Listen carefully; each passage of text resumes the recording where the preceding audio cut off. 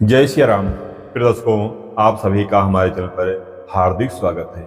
आज के इस वीडियो में बात करेंगे अक्षय तृतीया पर पितृ पूजा कैसे करना चाहिए। अक्षय तृतीया पर किसका पूजा करना चाहिए, अक्षय तृतीया पर कौन से देवी देवता पूजा करना चाहिए और अक्षय तृतीया पर कौन सा दान करना चाहिए, कौन सा पुण्य करना चाहिए, अक्षय तृतीया पर क्या करना चाहिए। संपूर्ण जानकारी अक्षय तृतीया की आपको इसी वीडियो में प्राप्त हो जाएगी। बस आपसे निवेदन है, हमारी वीडियो आपको पसंद आए तो वीडियो को लाइक करके चैनल को सब्सक्राइब कर लीजिएगा और ये बेल आइकन को प्रेस जरूर कर लीजिएगा। अक्षय तृतीया, अक्षय तृतीया का महत्व शास्त्रों में बहुत बड़ा बताया गया है। जितनी इसकी महत्वता बताई जाए उतना ही कम है, क्योंकि शास्त्र में अक्षय तृतीया को पूर्ण तिथि कहा गया है। इस दिन अक्षय, इसका नाम ही अक्षय है, जिसका क्षय ना हो, जिसका नाश ना हो, जो अक्षय हो उसी को अक्षय तृतीया कहते हैं। अक्षय तृतीया अपने आप में एक पूर्ण तिथि होती है। अक्षय तृतीया वैशाख माह के शुक्ल पक्ष की तृतीया तिथि को मनाई जाती है। इस दिन कोई भी मांगलिक कार्य बिना पूछे निसंकोच आप कर सकते हैं।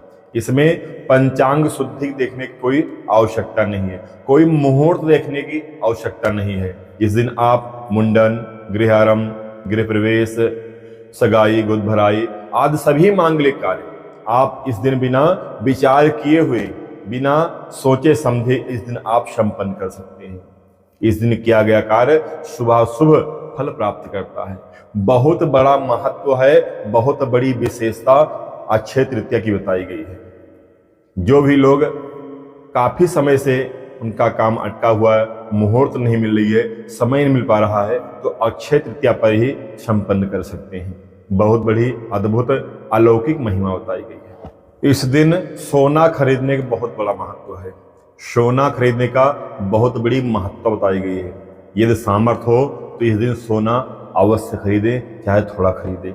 यदि सामर्थ्य नहीं है तो इस दिन पीली सरसों और सेंधा नमक खरीद के लिए आए।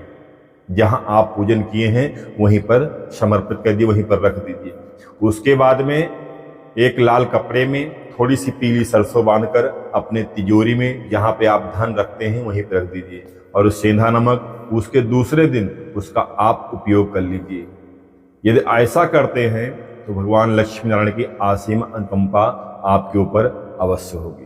जैसा आप सबका कमेंट आया हुआ है कि हम पितृ पूजा कैसे करें, तो देखिए, यदि आप ब्रह्म मुहूर्त में उठकर पूजा करना चाह रहे हैं तो स्नान आदि करके गंगा जल से स्नान कर लें। स्वच्छ साफ वस्त्र लाल या पीला पहनकर पूजा करें। इस दिन माता लक्ष्मी जी और भगवान विष्णु का विशेष पूजन करना चाहिए। विशेष पूजन का अर्थ है कि आप तन मन से विशेष सामग्री लाकर, जैसे फल हुआ, मीठा हुआ, पान पत्ता हुआ, सुपारी, लौंग, इलायची लाकर आप पूजन कर सकते हैं।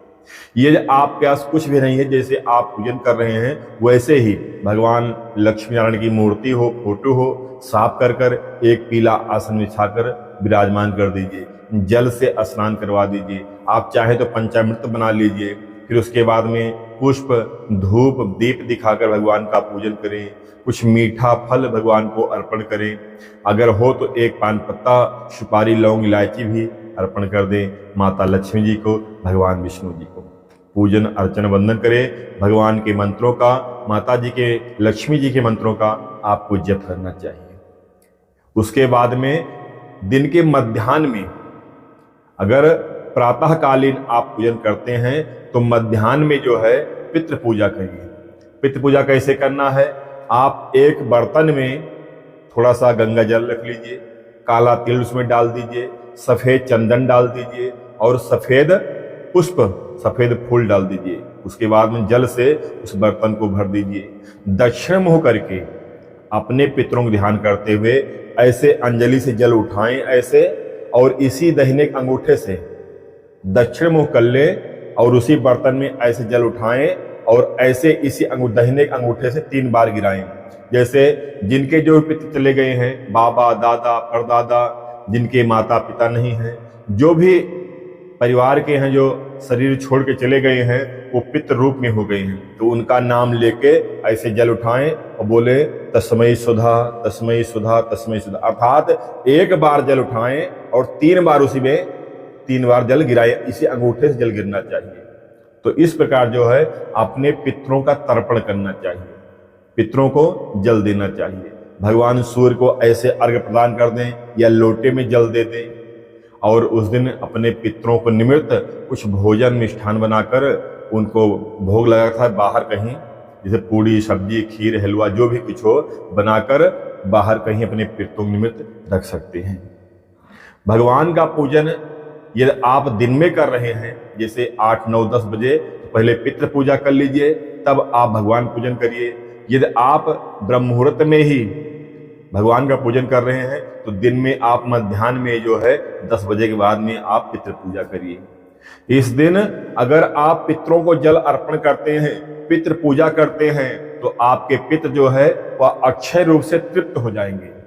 जब हमारे पितृ तृप्त होते हैं तो हमारे घर में पितृ दोष नहीं लगता है, पितरों का आशीर्वाद प्राप्त होता है, जिससे घर में सुख और शांति का माहौल होता है। घर में धन वृद्धि, वंश वृद्धि, सभी की विवाह और संतान उत्पत्ति समय समय पर होती रहती है। घर में कलह कलेश नहीं रहता है। पितृ दोष में घर में कलेश उत्पन्न हो जाता है, विवाह लोगों का विलंब से होता है, संतान उत्पत्ति में बाधा आती है। यह पितृ दोष का लक्षण है। इसलिए अपने पितरों को लिए मैं सबसे कहूंगा, बहुत छोटा सा यह उपाय है, अपने पितरों को जल अवश्य अर्पण करिएगा। भगवान का पूजन आप छोटा कर दीजिएगा, लेकिन पितृ का पूजन जल जरूर दीजिएगा। तो पितृ पूजा और भगवान लक्ष्मी नारायण का पूजन जरूर करिएगा। इस दिन दान करने की बहुत बड़ी महत्ता है, क्योंकि शास्त्रों में अक्षय तृतीया को अक्षय रूप से जो भी आप दे रहे हैं दान, उसका अक्षय रूप से आपको प्राप्त होगा। दान में आप अन्न दान दे सकते हैं, फल दान दे सकते हैं, जल दान दे सकते हैं। जल पात्र अर्थात जिसमें जल बाल्टी हुआ, टप हुआ या कैंपर हुआ, घड़ा हुआ, आप कुछ भी दान कर सकते हैं। जूता चप्पल का दान हुआ। इस दिन चाहें तो आप रोड पे जो है सड़क पे लोगों को पानी पिला सकते हैं, मीठा पानी पिला सकते हैं। आप चाहे भंडारा भी कर सकते हैं, जैसे आपकी सामर्थ्य हो। लेकिन हमारी सामर्थ्य नहीं है तो हम थोड़ा सा आटा चावल कुछ सीधा खुराक निकाल कर कुछ दक्षिणा के सहित में ही किसी सुयोग्य ब्राह्मण को या किसी गरीब लोगों को दान देते रहिए। छोटा सा उपाय है, हर कोई कर सकता है। तो अन्नदान और द्रव्य दान अर्थात दक्षिणा जरूर दान करना चाहिए। बाकी जैसी जिसकी सामर्थ्य हो वैसे करना चाहिए, लेकिन करना जरूर चाहिए। इस दिन ध्यान रखें, इस दिन तामसिक भोजन न करें, मांस मदिरा का भक्षण न करें, मांस मदिरा से दूर रहें इस दिन, और ब्रह्मचर्य से रहें। यदि ऐसा करते हैं तो भगवान लक्ष्मी नारायण की आपके ऊपर असीम अनुकंपा प्राप्त होगी। आपको जो भी दान दिए हैं वह अक्षय होगा, आपको वह पुनः वापस प्राप्त होगा। जो भी हम खेती करेंगे भगवान के बगीचे में, वो हमको पुनः ही वह खेती काटने मिलेगी। तो ये समाज जो है भगवान का एक बगीचा है, भगवान का एक सरोवर है। जो भी इसमें हम न्यौछावर करते हैं उससे अधिक हमें मिलता है। तो अपनी सामर्थ्य के अनुसार ये कार्य जरूर करिएगा। वीडियो आपको अच्छी लगे तो वीडियो को शेयर जरूर करिएगा और कमेंट में जय श्री लक्ष्मी नारायण अवश्य लिखिएगा। धन्यवाद। जय श्री राम।